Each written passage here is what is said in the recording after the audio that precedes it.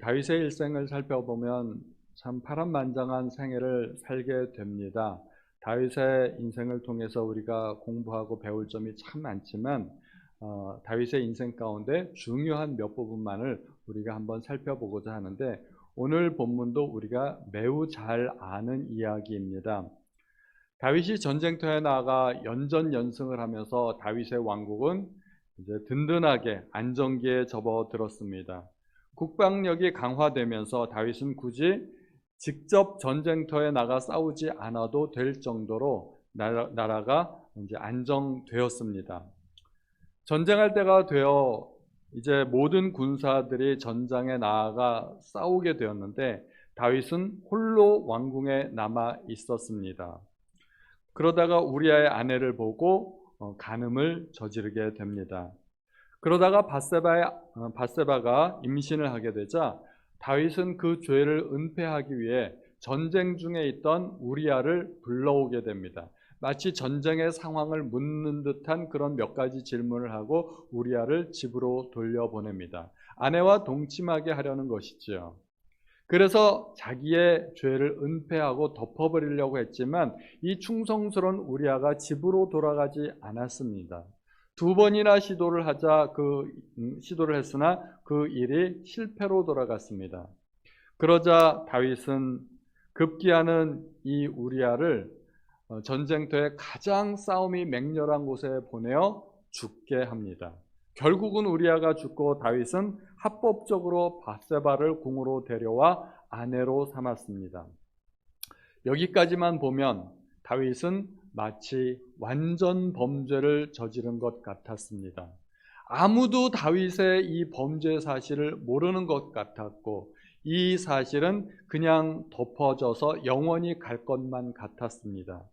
그런데 우리가 12장을 읽기 전에 11장의 마지막 부분에 뭐라고 나와 있는가 하면, 그 일이 여호와 보시기에 악하였더라 하고 기록되어 있습니다. 하나님께서는 다 보고 계셨고 평가하고 계셨다는 것입니다. 이 하나님의 평가 하나로 끝났습니다. 다윗은 완전히 끝장났습니다. 증거가 있건 없건 그것은 전혀 문제가 되지 않았습니다. 사람들이 알건 모르건 그것도 전혀 상관이 없었습니다. 하나님은 기필코 그 일을 드러내실 것이고 그에 합당한 징계를 다윗에게 내리실 것이기 때문입니다. 하나님은 나단을 보내셔서 어떤 성읍의 두 사람 이야기를 다윗에게 들려줍니다. 부자는 자기에게 찾아온 손님을 대접하기 위해서 가난한 사람의 하나밖에 없는 양을 잡아다가 접대했다는 것입니다. 이 이야기를 듣고 다윗이 크게 분노합니다. 그는 마땅히 죽을 사람이고 양 새끼를 4배나 갚아주어야 한다는 것입니다. 이 대목에서 나단이 다윗에게 청천벽력 같은 한마디를 합니다. 당신이 그 사람이라. 다윗의 죄가 온 천하에 드러나는 그 순간입니다. 다윗이 얼마나 놀랐을까요? 다윗은 나단으로부터 이 강도 같은 부자의 이야기를 들으면서도 자기가 그 사람이라는 생각은 꿈에도 하지 못했습니다. 전혀 상상하지를 못했던 것입니다. 다윗은 이 부자에게 어떻게 판결해야 되는지도 잘 알고 있었습니다. 율법에 따르면 이렇게 나와 있습니다. 출애굽기 22장에 사람이 소나 양을 도둑질하여 잡거나 팔면 그는 소 1마리에 소 5마리로 갚고 양 1마리에 양 4마리로 갚을지니라. 다윗은 율법의 정통에 있었습니다. 혹시 이 구절 아셨나요? 모르시는 분들도 많이 계셨을 텐데, 다윗은 우리보다 성경도 훨씬 더 많이 알고 그대로 살려고 노력했던 사람입니다. 다윗은 이 불의한 부자에 대해서 분노했고 율법적으로 정확한 판단을 내렸지만 정작 자신의 문제는 알지 못했습니다. 자기가 문제의 당사자라는 사실을 꿈에도 생각하지 못했던 것입니다. 저는 목사입니다. 보통의 목사님들이 흔히 하는 고민과 갈등이 있습니다. 저도 그런 갈등에서 벗어날 수가 없는 사람입니다. 저는 어제 오늘 설교를 준비하기 위해서 최선을 다해서 노력을 했습니다. 최선의 설교를 하기 위해서 노력을 많이 했고 심혈을 기울였는데, 그런데 저는 살아가면서 그만큼 최선을 다해 살지 못합니다. 그게 저의 단점입니다. 말하자면 저의 설교는 이만큼 수준이 되는데, 너무 높은가요? 조금 낮춰서. 저의 설교는 한 이 정도쯤 되는데 저의 삶의 수준은 그보다 훨씬 낮다는 것입니다. 저는 설교한 만큼 제가 그대로 살지를 못하는 것입니다. 저는 새벽 예배를 마치고 한 30-40분 정도 이 십자가 앞에서 기도를 합니다. 기도하면서 교회와 성도님들의 문제를 가지고 간절히 하나님 앞에 기도해야 되는데, 그렇게 기도하지 못하고 저의 기도의 내용의 대부분은 사실은 제 문제입니다. 저도 제 코가 석자이기 때문에 제 문제를 하나님 앞에 아뢰는 것만도 굉장히 버겁습니다. 저는 목사이면서 성도님들에게 좋은 이야기를 많이 들려주지 않습니까? 이럴 때는 이렇게 하고 저럴 때는 저렇게 하고 설교는 잘 하는데, 그런데 저는 고민과 갈등이 있는 거죠. 나는 왜 내 문제를 해결하지 못할까? 성도들에게는 이런 건 이렇게 저건 저렇게 이렇게 이야기는 잘하는데 왜 나는 정작 내 문제를 해결하지 못할까 하는 것이 늘 궁금했습니다. 그러다가 이번에 다윗을 공부하면서 제가 그 해답을 알게 됐습니다. 제가 다윗을 닮았더라고요. 제가 이래봬도 다윗 닮은 사람이에요. 좀 재미있으라고 한 얘기인데 별로 재미없죠? 그런데 좀 좋은 것을 닮았으면 좋겠는데 별로 좋지 못한 것을 닮은 게 그게 문제입니다. 하나님은 다윗에게 나단을 보내어서 그 죄를 폭로하시고 다윗에게 징계를 선포하십니다. 다윗의 집안에 화가 있을 것이라는 이야기 있죠. 두 가지로 압축하자면 칼이 내 집에서 영원히 떠나지 아니하리라 하는 것과 내 아내를 빼앗아 내 이웃들에게 주겠다 하는 것입니다. 그리고 이 선지자의 예언은 다윗의 아들들을 통하여서 정확하게 그대로 다 이루어졌습니다. 큰아들 암논이 이복누이 다말을 강간했습니다. 이에 압살롬이 복수하기 위해서 암논을 죽였습니다. 그리고 압살롬은 반란을 일으키고, 그것도 부족해서 다윗이 도망할 때 남겨둔 후궁들을 또 백주 대낮에 사람들이 보는 앞에서 강간했습니다. 그러나 압살롬 또한 전쟁에 패해서 요압에게 죽임을 당합니다. 이 다윗의 가정에 불어닥친 이 평지풍파는 말로 다 형언할 수가 없습니다. 보통 사람들의 가정에서 절대로 일어날 수 없는 그런 일들이 이 다윗의 가정에서 일어난 것입니다. 이 모든 일은 선지자의 예언대로 이루어진 것이고 다윗이 범한 그 죄의 대가를 치른 것입니다. 그런데 다윗이 받은 징계를 보면, 가만히 살펴보면 다윗이 지었던 죄와 완전히 형태가 똑같다는 것을 발견하게 됩니다. 암논은 이복누이 다말에게, 그리고 압살롬은 다윗의 후궁들에게 성적인 죄를 지었습니다. 그리고 암논과 압살롬은 칼로 죽임을 당했습니다. 다윗도 그렇게 하지 않았나요? 다윗도 밧세바와 성적인 죄를 지었고 우리아를 칼로 죽였습니다. 당연히 선지자의 예언대로 된 것이지만, 만약에 선지자가 그렇게 예언하지 않았다 할지라도 우리는 성경을 읽다 보면 뭔가 생각이 들 것입니다. 다윗이 심은 대로 거두었구나, 자기가 죄 지은 대로 그대로 보응을 받는구나 하는 것을 우리는 깨닫게 될 것입니다. 원래 세상의 법칙과 하나님의 법칙은 절대로 같지 않습니다. 완전히 다릅니다. 세상 사람들은 넓은 길로 가기를 좋아하지만 우리 주님은 좁은 길로 가라고 하셨습니다. 삶의 원칙이 전혀 다르기 때문입니다. 그런데 유일하게 같은 것이 하나 있습니다. 그것은 심은 대로 거둔다는 것입니다. 콩 심은 데 콩 나고 팥 심은 데 팥 나기 마련입니다. 그래서 선을 심은 사람은 선을 거두기 마련이고 악을 심은 사람은 악을 거두게 되어 있습니다. 영적으로도 동일합니다. 그것은 세상의 법칙이기도 하지만 하나님의 법칙이고 또 영적인 법칙이기도 합니다. 그런데 세상의 법칙은 우리가 쉽게 판단할 수 있습니다. 원인과 결과가 뚜렷하게 눈에 보이기 때문입니다. 그런데 영적인 법칙은 쉽게 눈에 들어오질 않습니다. 우리가 믿음의 눈으로 봐야만 그것이 영적인 법칙으로 보일 수 있기 때문입니다. 한번 가만히 따져볼까요? 다윗이 우리아를 죽였습니다. 그 대가로 다윗의 집안에 칼이 떠나지 않을 것이라는 하나님의 징계가 있었습니다. 그 징계는 아들들을 통하여 이루어집니다. 암논이 압살롬에게 죽임을 당하고 그 압살롬은 또 요압 장군에게 죽임을 당했습니다. 다윗은 우리아를 죽였는데 그 대가로 다윗의 두 아들이 죽었던 것입니다. 신하에게 잘못된 씨앗을 뿌렸는데 그 열매를 아들에게서 거두게 된 것입니다. 우리아의 죽음과 두 아들의 죽음이 서로 인과관계가 있다고 보시나요? 상식적으로 볼 때 아무런 관련이 없습니다.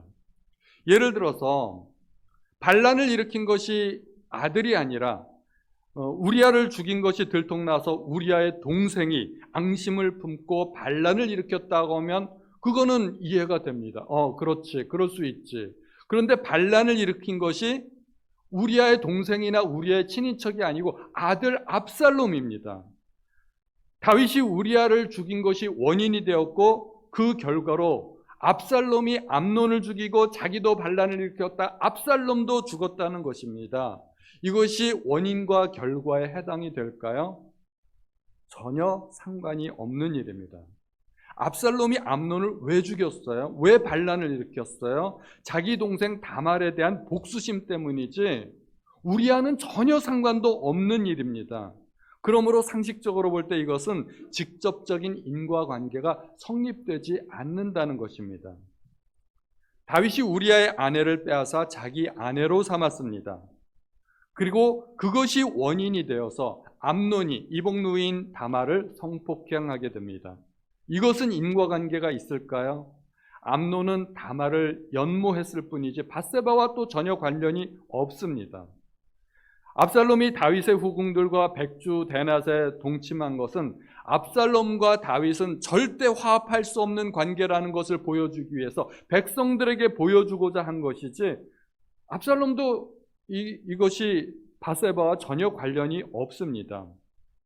만약에 우리아가 아내를 빼앗긴 사실을 알고 분노해가지고 다말을 납치했다든가 그러면 이것은 있을 수 있는 일이겠구나, 그럴 수도 있겠구나 하고 생각이 되지만 다윗이 신하에게 저지른 죄의 대가를 아들에게서 거두게 되는 것은 직접적인 인과관계가 전혀 없다는 것입니다.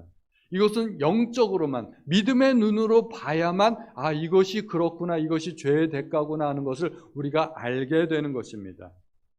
우리가 다른 사건을 한번 볼까요? 사울이 죽었죠. 사울이 어떻게 죽었나요? 블레셋과 전쟁을 해서 자기가 중상을 입고 도저히 이길 수 없는 것을 알고 결국은 자결을 했습니다.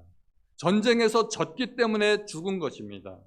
그런데 역대기에서는 사울의 죽음을 어떻게 평가하고 있는지 한번 볼까요? 역대상 10장 13, 14절에 보면 사울이 죽은 것은 여호와께 범죄하였기 때문이라. 그가 여호와의 말씀을 지키지 아니하고 또 신접한 자에게 가르치기를 청하고 여호와께 묻지 아니하였으므로 여호와께서 그를 죽이시고 그 나라를 이새의 아들 다윗에게 넘겨주셨더라. 자, 역대기의 기자는 뭐라고 평가하나요? 사울이 전쟁에서 졌기 때문에 죽었더라 이렇게 말하지 않고 사울이 죽은 것은 여호와께 범죄하였기 때문이라고 말하고 있는 것입니다. 하나님께서 사울에게 아말렉을 진멸하라고 명령하셨습니다. 그런데 사울이 불순종했습니다. 소와 양의 좋은 것을 남겨두고 진멸하지 않았습니다. 그것이 원인이 되어서 전쟁에서 패했고 졌다는 겁니다. 그리고 그 전쟁에서 죽었다는 것입니다. 이게 이해가 되십니까? 이게 원인과 결과가 이어집니까? 양과 소떼를 죽이지 않고 남겨놨는데 그것이 원인이 되어서 전쟁에서 지고 죽었다는 것, 겉으로 볼 때는 아무 관련이 없는 일입니다. 게다가 사울이 아말렉을 진멸하지 않은 것은 사울 통치 초반의 일입니다. 그것 때문에 다윗이 기름 부음을 받게 되는 것입니다. 그리고 사울이 죽은 것은 그로부터 최소한 10수년이 지난 일이고 적어도 한 20, 30년쯤 지난 일이라고 볼 수 있습니다. 소와 양을 죽이지 않았기 때문에 한 20, 30년쯤 지나서 블레셋과 전쟁을 하게 됐는데 그 전쟁에서 패해서 죽게 되었다는 것. 이게 원인과 결과로 이어질 수 있을까요? 상식적으로? 결코 그렇게 볼 수 없습니다. 또 사울이 죽은 또 하나의 원인으로는 하나님께 묻지 않고 신접한 여인에게 물었다는 것입니다. 이것도 참 이상한 일이죠. 신접한 여인이 잘못된 정보를 제공해서 사울이 작전을 잘못 짰다든가 그래서 패전했다든가 그러면은 있을 수 있는 일이죠. 그런데 그런 것이 아니고 신접한 여인을 찾아간 그 자체가 잘못되었기 때문에 사울이 전쟁에서 지고 죽었다는 것입니다. 만나지 말아야 할 사람을 만났다는 것이 전쟁의 승패와 관련이 있을까요? 무관해 보입니다. 상식적으로 전혀 관련이 없어 보입니다. 그러나 성경에서는 우리에게 모든 것을 밝히 설명해주고 해석해주고 있습니다. 사울의 죄 때문에 하나님께서 그를 죽이셨다는 것입니다. 성경에는 그렇게 해석이 되어 있기 때문에 우리는 아무런 비판 없이 생각 없이 그게 그렇게 되었구나 하고 우리는 그렇게 생각을 하는 것입니다. 그러나 만약에 그런 일들이 우리 주변에서 우리의 삶 속에서 실제로 일어난다면 이것을 우리는 영적으로 해석할 수 있을까요? 쉽지 않은 문제라고 생각이 됩니다.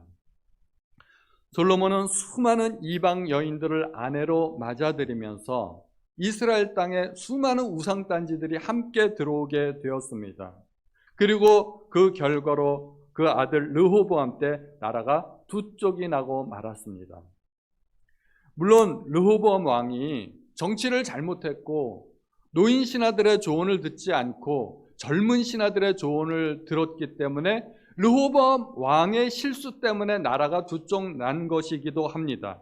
그런데 성경의 평가는 그렇게 말하고 있지 않습니다. 르호보암 왕이 잘못 선택해서 나라가 두 쪽이 난 것이 아니라 솔로몬 왕이 우상을 섬겼기 때문이라고 말합니다. 솔로몬이 나이가 들어서 나중에 늙어서 배도했기 때문에 하나님이 하지 말라고 한 그 일을 했기 때문에 그 아들 때에 가서 나라가 두 쪽이 나게 된 것입니다. 씨를 뿌리면 반드시 열매를 맺습니다. 솔로몬은 자기가 직접 그 열매를 거둔 것이 아니지만 아들 때에 가서 그 열매를 거두게 된 것뿐입니다. 우리도 열매를 거두면서 살죠. 다만 우리는 열매를 거두면서 이게 도대체 어떤 씨앗에서 뿌려진 열매인지를 모르기 때문에 우리가 영적으로 보지 못하는 것뿐입니다. 우리는 오늘도 씨를 뿌리면서 살아갑니다. 우리가 뿌리는 씨 가운데는 선한 씨도 있을 것이고 악한 씨도 있을 것입니다. 선한 씨는 반드시 선한 열매가 되어서 돌아옵니다. 악한 씨는 반드시 악한 열매가 되어서 돌아오게 됩니다. 씨는 반드시 어떤 씨이든 열매를 맺게 되어 있다고 여러분들이 믿으시기 바랍니다. 그런데 겉으로 나타난 현상은 씨와 열매가 전혀 상관없이 보일 수 있습니다. 우리는 이 사람에게서 뿌린 씨앗을 저 사람에게서 거두기도 하고 여기서 뿌린 씨앗을 저기서 전혀 상관없는 먼 곳에서 거두기도 합니다. 그리고 심지어 우리는 내가 뿌린 씨앗을 우리 자녀들이 거두기도 합니다. 성경에 나오는 모든 사건은 친절하게도 다 해설이 되어 있기 때문에 이해가 쉽게 됩니다. 이렇게 살았으니까 인생이 그 모양이지 우리는 그렇게 쉽게 이해할 수 있지만 우리 인생은 누가 해석해 주나요? 아무도 해석을 안 해줍니다. 지금 내가 겪고 있는 일들이 10년, 20년 전에 뿌린 씨앗의 결과라고 누가 해석을 해줍니까? 누가 이야기해 줍니까? 아무도 이야기해 주는 사람이 없기 때문에 우리는 모르는 것입니다. 우리는 성경을 보고 믿음의 눈이 열려서 우리 스스로 우리 인생을 해석하는 수밖에 없는 것입니다. 우리는 열매에 관심이 많지 않습니까? 우리는 좋은 열매 거두기를 바랍니다. 그런데 내가 원하는 좋은 열매를 거두려면 어떻게 해야 될까요? 방법은 딱 하나밖에 없습니다. 내가 거두기 원하는 그 열매의 씨앗을 뿌려야 됩니다. 마음 내키는 대로 아무 씨나 뿌리면 안 된다는 것입니다. 수박을 원하면 수박씨를 뿌려야 되고, 호박을 원하면 호박씨를 뿌려야 됩니다. 호박씨 뿌려놓고 왜 수박이 안 나지? 이렇게 생각하면 어처구니가 없는 거죠. 내가 원하는 열매의 씨앗을 뿌려야 됩니다. 그래서 성경에도 남에게 대접받기 원하는 대로 먼저 남을 대접하라고 합니다. 남을 대접하는 것, 그것이 씨 뿌리는 것입니다. 좋은 씨를 뿌리면 좋은 열매를 거둘 것이고, 남을 헐뜯고 비난하고 욕하고 남에게 상처를 주고 그러면 그것이 고스란히 어느 날인가는 나에게 돌아올 것입니다. 악한 씨를 뿌리면 악한 열매를 거두게 되어 있습니다. 우리가 사람들에게 존경받고 내가 사람들에게 존중받기 원한다면 어떻게 해야 될까요? 내가 먼저 사람들을 존중해 주어야 됩니다. 사랑받기 원한다면 내가 먼저 사랑해야 됩니다. 내가 용서받기를 원한다면 내가 먼저 용서할 수 있어야 됩니다. 주기도문에도 그렇게 나와 있지 않습니까? 우리가 우리에게 잘못한 사람을 용서하여 준 것 같이 우리 죄를 용서하여 주시고, 그래서 우리는 씨를 잘 뿌려야 됩니다. 가려가면서 씨를 뿌려야 됩니다. 분노와 미움과 증오의 씨앗, 복수의 씨앗, 이런 씨앗을 뿌려놓고 내 삶은 평안하고 잘 되기를 바란다면 그거는 열매와 씨앗이 매칭이 안 되지 않습니까? 이 씨와 열매가 안 맞는 겁니다. 절대로 그런 씨앗에서는 그런 열매가 나지 않습니다. 내가 만약에 형통하기를 원한다면 다른 사람의 형통을 빌어줘야 됩니다. 다른 사람의 형통을 도와줘야 됩니다. 우리가 가정에서도 그렇고 직장이나 교회 안에서나 갈등이 있고 때로는 다투기도 하고 그러지 않습니까? 우리는 그런 다툼이 있을 때 어떻게 생각합니까? 저 사람이 나에게 와서 사과했으면 좋겠다고 생각합니다. 나는 사과 안 해요.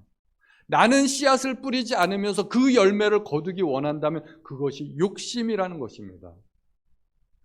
내가 씨앗을 뿌려야만 열매를 거두게 되어 있습니다. 성경에서 형통한 사람의 대명사로 꼽히는 사람이 요셉입니다. 요셉을 평가하면서 성경에서는 형통한 사람이라는 말이 여러 번 나옵니다. 요셉은 하나님께서 함께 하셨고 또 형통하였다고 합니다. 그런데 그 요셉 때문에, 요셉이 복받기 전에 먼저 복받은 사람이 있는데 그게 바로 보디발이었습니다. 요셉이 정직하고 지혜롭게 일을 했기 때문에 하나님께서 요셉을 위해서 보디발의 집에 복을 주셨습니다. 요셉이 만약에 부정직하고 주인에게 손해를 끼치는 사람이었다면 그 주인도 복을 받지 못했겠지만 요셉도 복을 받지 못했을 것입니다. 요셉은 절대로 형통한 인생이 안 되었을 것입니다. 그러므로 우리는 내가 원하는 것이 있다면, 받고 싶은 것이 있다면 다른 사람에게 먼저 심어야 됩니다. 우리는 지금 어떤 씨앗을 뿌리고 있을까요? 우리는 내가 가진 씨앗이 어떠한 씨앗인지 아주 주의해서 살펴봐야 됩니다. 우리는 무조건 일단은 내가 옳다고 생각하지 않습니까? 내가 옳다고 생각하기 때문에 내가 가진 씨앗도 다 옳다고 생각하는 경향이 있습니다. 우리는 내가 화내는 것은 합당하고 억울한 일을 당하면 부당하다고 생각합니다. 그 이유는 내가 나를 객관적으로 보지 못하기 때문입니다. 내가 가진 씨를 평가해 보려면 상대방이 나를 어떻게 보는가, 상대방의 입장에서 생각할 수 있어야 됩니다.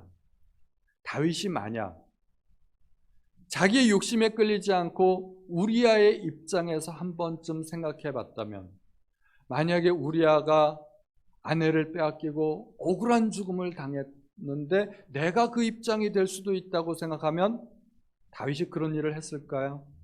다윗은 단 한 번도 우리아의 입장을 생각하지 않았습니다. 그러므로 우리가 다른 사람의 입장, 역지사지를 한번 해보는 것이 내가 가진 씨앗이 어떤 것인지를 판단해 보는데 도움이 된다는 것입니다. 자녀를 키우는 사람들은 자녀를 책망하기도 하고 또 잔소리도 많이 하지 않습니까? 저도 재영이한테 잔소리 많이 합니다. 우리 청년부 예배를 따로 드리니까 이런 이야기 하기가 참 좋은 것 같아요. 우리 아들도 없고 딸도 없고 이럴 때 많이 해야죠. 제가 재영이한테 뭐라고 하면 재영이가 가끔은 이제 수긍을 하는 때도 있지만 수긍이 안 되는 때가 있어요. 그럴 때는 그게 막 되돌아옵니다. 되돌아오면서 반박을 하죠. 제가 뭐라고 한마디 책망을 했는데 재영이가 어느 날 반박을 하더라고요. 아빠는 왜 내가 잘한 거는 칭찬도 안 하면서 잘못한 것만 가지고 그렇게 꾸중을 하느냐, 그런 겁니다. 저도 할 말이 있죠. 너는 잘했다고 생각하지만 그게 잘한 게 아니라 그건 네가 마땅히 했어야 될 일이야. 그리고 네가 잘못한 건 마땅히 했어야 할 일을 하지 않았기 때문에 네가 잔소리를 듣는 거야. 제 말이 옳지 않나요? 저는 제 말이 옳은 것 같았어요. 그리고 그 말을 하려고 했는데 순간적으로 제가 조금만 한번 참아보자. 그리고 심호흡을 하고 마음속으로 하나, 둘, 셋 생각하고 제가 입장 바꿔 한번 생각을 해봤습니다. 내가 재영이라면 아빠한테 한 번도 칭찬을 들은 적이 없고 오직 책망만 들었다면 마음속에 상처가 있을 수도 있겠구나 하는 생각이 정말로 들더라고요. 그래서 더 이상 잔소리를 하지 않았습니다. 저는 저희 아들이 잘못한 것만 보였는데 입장 바꿔서 생각해 보니까 제가 잘못한 게 비로소 보이기 시작하더라고요. 제 잘못이 보이기 시작하니까 더 이상 잔소리를 할 필요가 없어졌습니다. 우리는 보통의 경우 내 자신의 모습을 객관적으로 볼 수 있는 능력이 없습니다. 내가 무슨 생각을 하는지, 무슨 말을 하고 있는지, 무슨 행동을 하고 있는지 나는 잘 모릅니다. 내가 아무렇지 않게 내뱉은 말 한마디가, 사소한 부주의한 행동 하나가 상대방에게는 큰 상처가 되고 때로는 비수의 칼이 되어서 꽂힐 수도 있다는 것을 우리는 잘 모르는 것이죠. 나에 대해서는 잘 모르면서도 남에 대해서는 얼마나 기가 막히게 잘 아는지 모릅니다. 그래서 우리는 남의 얘기를 잘 해요. 누구는 어떻고 뭐가 실수가 많고 단점이고 우리는 남의 얘기를 잘 하는데 정작 자기 자신은 잘 모릅니다. 그래서 나단이 다윗에게 한 말이 있죠. 당신이 그 사람이라. 저도 이 이야기를 들었을 때 얼마나 놀랐는지 몰라요. 다윗은 정말 놀랐을 거라고 생각이 됩니다. 우리는 하나님 앞에서 나를 볼 수 있어야 합니다. 하나님은 나를 어떻게 보실까? 또 다른 사람은 나를 어떻게 생각할까? 이게 단순히 눈치 보고 비율을 맞추라는 말이 아닙니다.